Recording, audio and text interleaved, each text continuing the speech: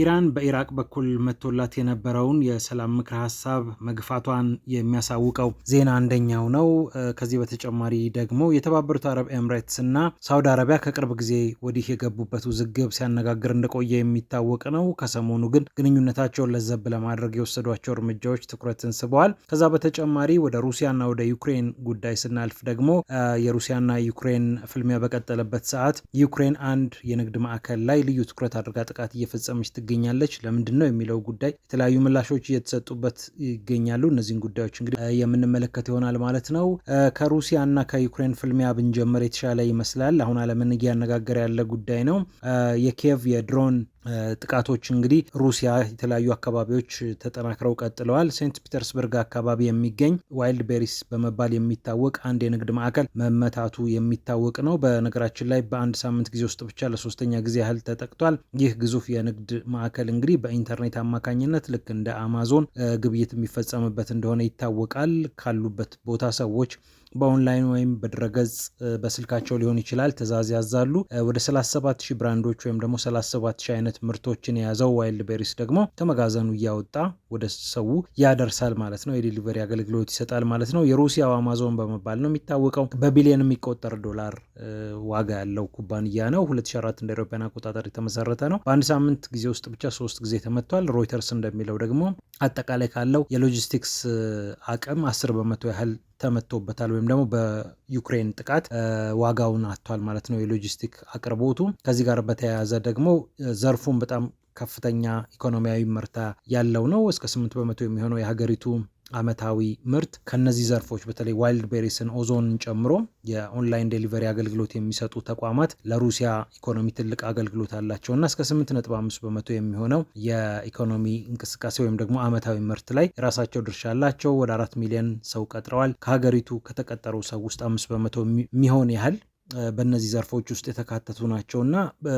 ኢኮኖሚያዊ ጉዳቱ በጣም ከፍተኛ እንደሆነ ይታመናል። ስለዚህ ዩክሬን ኢኮኖሚያዊ ጉዳትን ማድረስ ፈልጋለች። እንደሚታወቀው ወደ አንድ ወር አካባቢ ሆኖታል። የዩክሬኑ ፕሬዚዳንት ቮሎዲሚር ዜሌንስኪ ልዩ ዘመቻ የ40 ቀን ዘመቻ ብለው ልዩ ዘመቻ ጀምረዋል እና ይሄ ልዩ ዘመቻ ደግሞ አንደኛው ኢላማ ያደረገው የነዳጅ ኢንዱስትሪ ነው።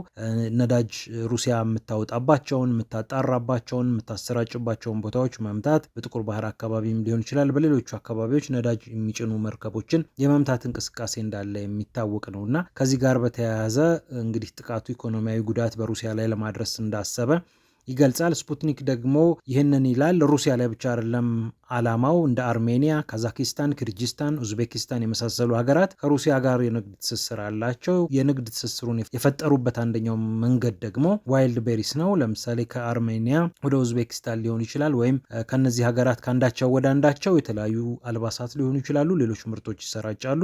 ዋይልድ ቤሪስ ላይ ባለው መጋዘን መሰረት አድርገው እንግዲህ ስርጭቱ ይቀጥላል፣ ወይም ደግሞ ከነሱ ገበያ ተገዝቶ ወደ ተለያዩ ገበያዎች ይበተናል እና የዋይልድ ቤሪስ የቀጠናው የኢኮኖሚ ትስስር እና የሚፈጥረው አቅም ቀላል አይደለም። በዚህ ምክንያት ደግሞ ሩሲያ ላይ የሚደርሰው ኢኮኖሚያዊ ጉዳት ከባድ ነው የሚል ነገር እየተነሳ ይገኛል እና ዩክሬን ይህንን አስባ ነው እያደረገች የምትገኘው የሚል ነገር እየቀረበ ይገኛል። ከዛ ውጭ ግን እየተነሳ የሚገኘው ይሄ የ40 ቀኑ ዘመቻ አሁን ወደ 10 ቀን አካባቢ ቢቀረው ነው። ምናልባት እስካሁን ቀላል የሚባል ጉዳት አላደረሰም። ክራይሚያን ጨምሮ እንግዲህ በተለያዩ የሩሲያ አካባቢዎች፣ ክራይሚያ በቅርብ ጊዜ ውስጥ የሩሲያ አካል እንደሆነች የምናውቀው ነው እና እነዚህ አካባቢዎች ላይ የነዳጅ ዴፖዎችን እንዲሁም ደግሞ የጦር መሳሪያ ማምረቻዎችንም ጭምር እየመታች ትገኛለች።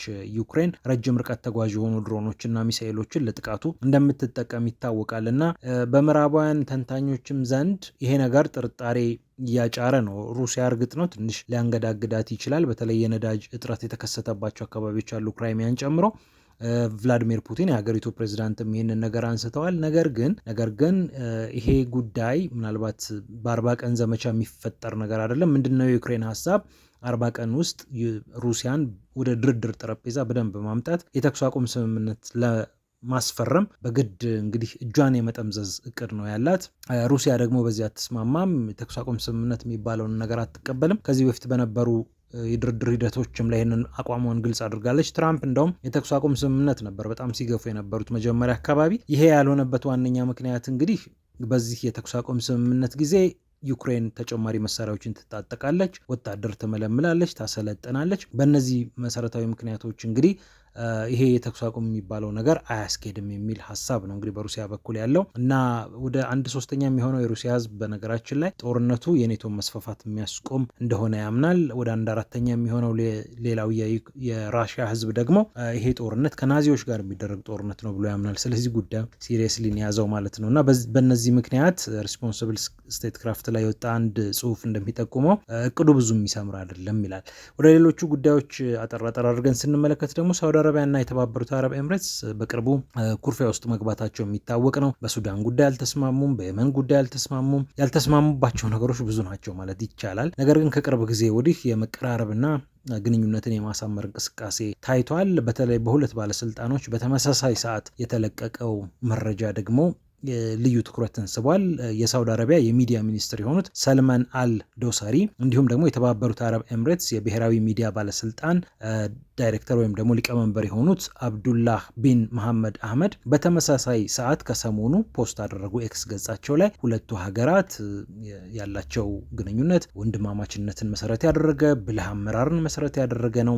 ጥሩ ግንኙነት አለን፣ ይሄ ግንኙነት እንዲቀጥል እንፈልጋለን፣ በብዙ ጉዳዮች ዕጣ ፈንታችን ተመሳሳይ ነው የሚል ይዘት ያለው ጽሁፍ ነው እንግዲህ በአንድ ላይ በተመሳሳይ ሰዓት ፖስት ያደረጉት ማለት ነው ወደ ምሽት 1 ሰዓት አካባቢ እና ይሄ ነገር እያነጋገረ ይገኛል። ምናልባት ሁለቱ ሀገራት በአደባባይ ያለውን ሰጣ ገባ በውስጥ እንጨርሰው በአደባባይ ያለውን ጸባችንን ትንሽ በረድ እናድርገው የሚል ሀሳብ ያለ ይመስላል። ምናልባት ኢራን የምታጠቃቸው ጥቃቶችም አንድ ላይ ያደርጉ ይችላሉ ሁለቱን ሀገራት። ከሰሞኑ ካነጋገሩ ጉዳዮች መካከል አንደኛው ይሄ ነው። ሌላኛው ጉዳይ እንግዲህ ኢራን አንድ ምክረ ሀሳብ ውድቅ አድርጋለች የሚለው ዜና ነው። የኢራቁ ጠቅላይ ሚኒስትር እንግዲህ ከዶናልድ ትራምፕ ጋር መቀራረባቸው የሚታወቅ ነው። ዶናልድ ትራምፕ ለኢራቁ ጠቅላይ ሚኒስትር አሊ አልዘይዲ አንድ መልእክት ላኩ። ወደ ኢራን የሚሄድ ነው ይሄ መልእክት። የተኩስ አቁም ስምምነትን በተመለከተ እንግዲህ ለኢራን የተላከው ሀሳብ ውድቅ ተደርጓል ይላል የኒውዮርክ ታይምስ ዘገባ። ኢራቅ ራሷን እንዳሸማጋይ ጭምር እያየች ትገኛለች። ኢራን ግን የሆርሙዝ አከፋፈትን በተመለከተ እኔ ካስቀመጥኩት ቅድመ ሁኔታ ውጭ የሚሄድ ነገር የለም ብላ አቋሟን ጠንከር እንዳደረገች ኒውዮርክ ታይምስ ዘግቧል።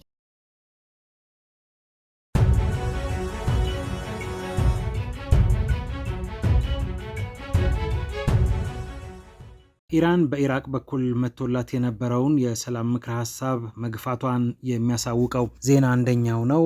ከዚህ በተጨማሪ ደግሞ የተባበሩት አረብ ኤምሬትስ እና ሳውዲ አረቢያ ከቅርብ ጊዜ ወዲህ የገቡበት ውዝግብ ሲያነጋግር እንደቆየ የሚታወቅ ነው። ከሰሞኑ ግን ግንኙነታቸውን ለዘብ ለማድረግ የወሰዷቸው እርምጃዎች ትኩረትን ስበዋል። ከዛ በተጨማሪ ወደ ሩሲያና ወደ ዩክሬን ጉዳይ ስናልፍ ደግሞ የሩሲያና ዩክሬን ፍልሚያ በቀጠለበት ሰዓት ዩክሬን አንድ የንግድ ማዕከል ላይ ልዩ ትኩረት አድርጋ ጥቃት እየፈጸመች ትገኛለች። ለምንድን ነው የሚለው ጉዳይ የተለያዩ ምላሾች እየተሰጡበት ይገኛሉ። እነዚህን ጉዳዮች እንግዲህ የምንመለከት ይሆናል ማለት ነው።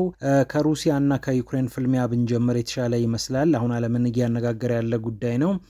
የኪየቭ የድሮን ጥቃቶች እንግዲህ ሩሲያ የተለያዩ አካባቢዎች ተጠናክረው ቀጥለዋል። ሴንት ፒተርስበርግ አካባቢ የሚገኝ ዋይልድ ቤሪስ በመባል የሚታወቅ አንድ የንግድ ማዕከል መመታቱ የሚታወቅ ነው። በነገራችን ላይ በአንድ ሳምንት ጊዜ ውስጥ ብቻ ለሶስተኛ ጊዜ ያህል ተጠቅቷል። ይህ ግዙፍ የንግድ ማዕከል እንግዲህ በኢንተርኔት አማካኝነት ልክ እንደ አማዞን ግብይት የሚፈጸምበት እንደሆነ ይታወቃል። ካሉበት ቦታ ሰዎች በኦንላይን ወይም በድረገጽ በስልካቸው ሊሆን ይችላል ትዕዛዝ ያዛሉ። ወደ 37,000 ብራንዶች ወይም ደግሞ 37,000 አይነት ምርቶችን የያዘው ዋይልድ ቤሪስ ደግሞ ከመጋዘኑ እያወጣ ወደ ሰው ያደርሳል ማለት ነው። የዲሊቨሪ አገልግሎት ይሰጣል ማለት ነው። የሩሲያው አማዞን በመባል ነው የሚታወቀው። በቢሊዮን የሚቆጠር ዶላር ዋጋ ያለው ኩባንያ ነው። 2004 እንደ አውሮፓውያን አቆጣጠር የተመሰረተ ነው። በአንድ ሳምንት ጊዜ ውስጥ ብቻ 3 ጊዜ ተመቷል። ሮይተርስ እንደሚለው ደግሞ አጠቃላይ ካለው የሎጂስቲክስ አቅም 10% ያህል ተመቶበታል ወይም ደግሞ በዩክሬን ጥቃት ዋጋውን አጥቷል ማለት ነው የሎጂስቲክ አቅርቦቱ። ከዚህ ጋር በተያያዘ ደግሞ ዘርፉን በጣም ከፍተኛ ኢኮኖሚያዊ ምርታ ያለው ነው። እስከ 8% የሚሆነው የሀገሪቱ አመታዊ ምርት ከነዚህ ዘርፎች በተለይ ዋይልድ ቤሪስን ኦዞንን ጨምሮ የኦንላይን ዴሊቨሪ አገልግሎት የሚሰጡ ተቋማት ለሩሲያ ኢኮኖሚ ትልቅ አገልግሎት አላቸው እና እስከ 8.5% የሚሆነው የኢኮኖሚ እንቅስቃሴ ወይም ደግሞ አመታዊ ምርት ላይ የራሳቸው ድርሻ አላቸው። ወደ 4 ሚሊዮን ሰው ቀጥረዋል። ከሀገሪቱ ከተቀጠሩ ሰው ውስጥ 5% የሚሆን ያህል በእነዚህ ዘርፎች ውስጥ የተካተቱ ናቸው እና ኢኮኖሚያዊ ጉዳቱ በጣም ከፍተኛ እንደሆነ ይታመናል። ስለዚህ ዩክሬን ኢኮኖሚያዊ ጉዳትን ማድረስ ፈልጋለች። እንደሚታወቀው ወደ 1 ወር አካባቢ ሆኖታል የዩክሬኑ ፕሬዚዳንት ቮሎዲሚር ዜሌንስኪ ልዩ ዘመቻ የ40 ቀን ዘመቻ ብለው ልዩ ዘመቻ ጀምረዋል እና ይሄ ልዩ ዘመቻ ደግሞ አንደኛው ኢላማ ያደረገው የነዳጅ ኢንዱስትሪ ነው። ነዳጅ ሩሲያ የምታወጣባቸውን፣ የምታጣራባቸውን፣ የምታሰራጭባቸውን ቦታዎች መምታት፣ በጥቁር ባህር አካባቢም ሊሆን ይችላል፣ በሌሎቹ አካባቢዎች ነዳጅ የሚጭኑ መርከቦችን የመምታት እንቅስቃሴ እንዳለ የሚታወቅ ነው እና ከዚህ ጋር በተያያዘ እንግዲህ ጥቃቱ ኢኮኖሚያዊ ጉዳት በሩሲያ ላይ ለማድረስ እንዳሰበ ይገልጻል።